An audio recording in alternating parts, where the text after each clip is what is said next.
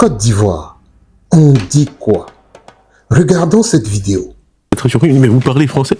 Je dis, oui, je suis pire, je suis même français.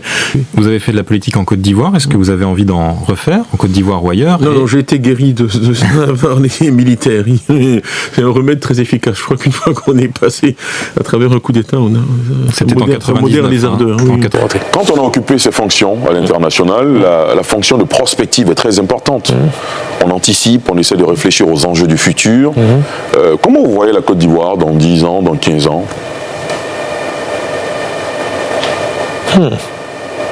C'est pas une colle, hein?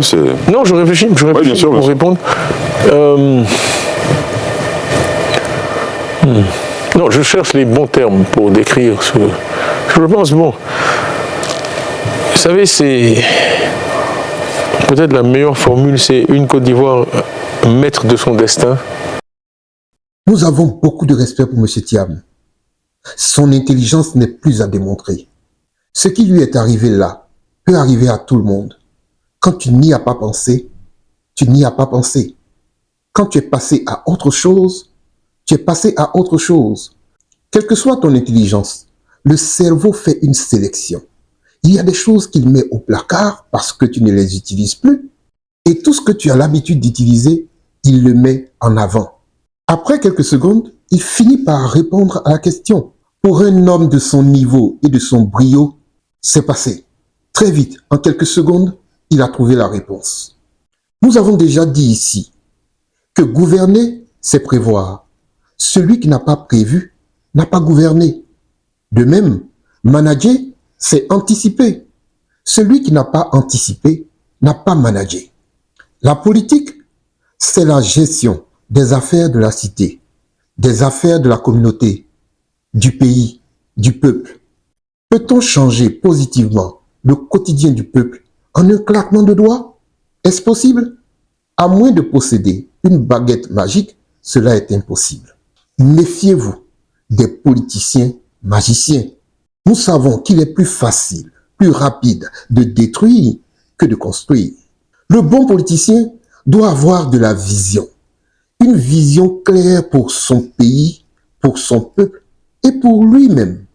Le bon politicien doit œuvrer avec stratégie et planification pour son pays et pour lui-même. Le Messie, l'homme providentiel, n'existe pas en politique. Il faut au moins un quart de siècle de préparation pour accéder à la magistrature suprême. Il n'existe pas non plus de génération spontanée de bons politiciens. Il ne faut pas les confondre à ces aventuriers sortis du chapeau dont les mandats et l'exercice du pouvoir sont très souvent chaotiques. Dans un monde dominé par l'image, par les fake news, par la manipulation, par l'émotion, le peuple se laisse souvent tromper. Les masses se laissent manipuler. Étudions à présent un cas. Un Ivoirien qui s'est expatrié a acquis une nationalité étrangère. Après une période de 15 ans, conformément au Code de la nationalité ivoirienne, article 48, il a perdu la nationalité ivoirienne. Pour être réintégré dans la nationalité ivoirienne, il doit suivre les articles 34 et 35 du Code de la nationalité. Il décide de rentrer en Côte d'Ivoire et de s'engager en politique, car il veut mettre au service de son peuple et de son pays tout ce qu'il a appris à l'étranger. Il veut devenir président de la République de Côte d'Ivoire. Avant même d'annoncer son intention à quiconque, il prend le soin de consulter les conditions d'éligibilité pour être président de la République de Côte d'Ivoire. Et il s'aperçoit qu'il faut être ivoirien à titre exclusif. Lui, ayant acquis une haute nationalité, n'est plus ivoirien à titre exclusif. Plus grave, il a même perdu la nationalité ivoirienne. 3 choix s'offrent à lui. Premier choix, il décide de renoncer à la nationalité étrangère. Il introduit son dossier de renonciation. Il obtient un décret attestant de sa renonciation à cette nationalité étrangère.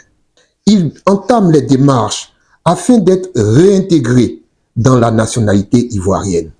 Avec le décret de renonciation à la nationalité étrangère et le décret de réintégration dans la nationalité ivoirienne, il est à nouveau éligible. 2. Il a aussi le choix de battre une campagne terrible, acharnée, motivée pour un candidat à l'élection présidentielle. Ce candidat pour lequel il va battre campagne doit avoir pour projet de changer la constitution de la Côte d'Ivoire afin que tous ceux qui ont plusieurs nationalités puissent être éligibles pour l'élection présidentielle. Mieux, il décide même de changer la constitution pour que les Ivoiriens puissent acquérir d'autres nationalités sans forcément perdre la nationalité ivoirienne. Dès que ce président est élu et que la constitution est modifiée, il est éligible. 3. Il peut intégrer une formation politique et battre campagne à fond pour qu'un maximum de députés, surtout le quorum qu'il faut pour pouvoir changer la constitution, soient élus. Ceux-là vont changer la constitution afin que lui soit à nouveau éligible. Quand tu es homme politique, tu fais de la prospective. Et la prospective, elle te donne toujours au moins 2 ou 3 pistes. Et à chaque fois dans ta stratégie, il faut conserver ces 2 ou 3 pistes. Deuxième chose, le président du PDCI, à l'heure où je vous parle, ne peut pas être candidat. Pourquoi? Parce qu'il n'a pas renoncé à sa nationalité française. Non, s'il vous plaît. Je le dis de source très sûre, que je ne vais pas citer. Mais, quand tu as renoncé à la nationalité française, ça apparaît dans le journal officiel. Que M. Tidiane Thiam n'a pas renoncé à la nationalité française. Donc, au moment où on est en train de parler là, je dis à tous les militants du PDCI, votre président là, il n'est pas exclusivement ivoirien. Et même ça me choque au-delà de la loi. Pourquoi ça me choque au-delà de la loi? Comment quelqu'un qui veut diriger les Ivoiriens, qui a décidé depuis décembre d'être président du plus grand parti de Côte d'Ivoire, calcule pour renoncer à sa nationalité? Je vous dis, on n'entend pas, il n'a pas renoncé. Le PDCRDA a son président qui n'est pas éligible, au moment où on est en train de parler, parce qu'il a d'autres nationalités ivoiriennes et parce qu'il calcule. C'est clair, je suis clair là-dessus, je le dis au militant du PDCRDA.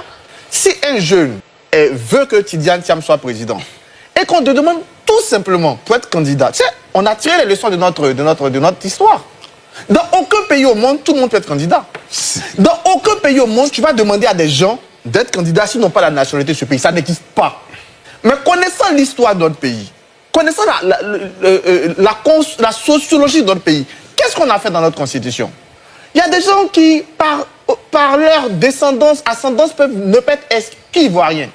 Il y a des gens même par leur parcours. Moi, quand j'ai fini ma thèse, c'est pas que je suis rentré sur une nationalité française.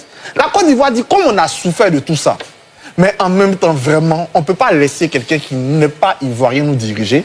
Si tu as eu d'autres nationalités dans ta vie, c'est pas grave. Nous, là, on fait cadeau. Il faut juste venir écrire que je ne veux pas. Et le pays qui t'a accepté, là, va écrire un papier pour dire, oui, il n'est plus. Mais si tu fais pas ça, c'est toi qui ne veux pas. Ce n'est pas la faute à la Côte d'Ivoire. Hein. La Côte d'Ivoire a déjà réglé ça. C'est la faute à celui qui ne veut pas ou qui refuse de le faire parce qu'il calcule. À tous les celui-ci ou rien, celui-là ou rien, nous venons de vous donner la stratégie et la planification afin que vos candidats soient éligibles à l'élection présidentielle de Côte d'Ivoire. Quels que soient les diplômes et expériences de vos champions, qu'ils aient obtenu le prix Nobel du développement ou alors le prix Nobel de la vie sur Mars, la Constitution ivoirienne a prévu des mécanismes pour être modifiés sans violence. Notre Constitution a tout prévu pour que le peuple de Côte d'Ivoire modifie la Constitution pour l'adapter à son évolution et à la vie de la nation ivoirienne.